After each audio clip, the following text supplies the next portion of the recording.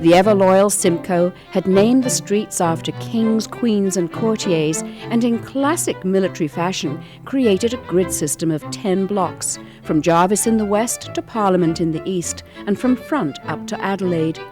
To the north, the huge tract of land from Queen to Bloor was carved up into 100-acre parcels and distributed to the elite who would run the new town. But what it did is it restricted the way the city could possibly grow. Everything north of Queen is now privately owned. Everything east of the town is marshland and swamp. The town couldn't expand to the south because of the lake, so it moved westward, and in very distinct stages. Straddling the length of the lakeshore from Fort York to Parliament Street, south of which a 20-foot cliff dropped sharply to the gravel beach, the first public park for walks and gardens was born. It couldn't last.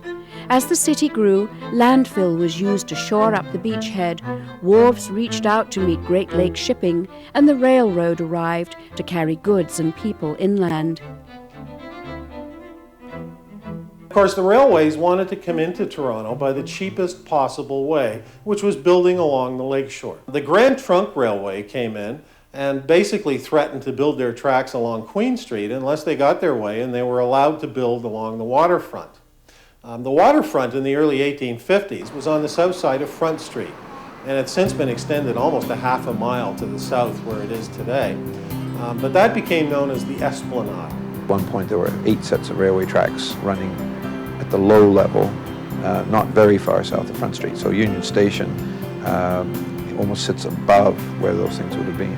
So if you were to go down by St. Mark's Market and along Front Street, where all those magnificent old historic warehouses are, they're all built during that period. And if you go around the back, down the hill, and look down the back lanes, you'll see gantries and loading docks and things that were part of it.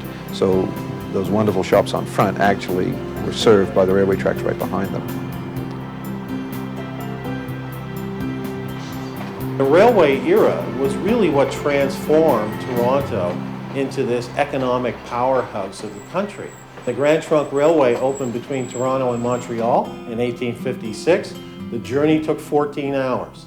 Before the railway opened, the journey took 3 days. In the 19th century, from when the railway era began, there were about 75 different railway stations that were built.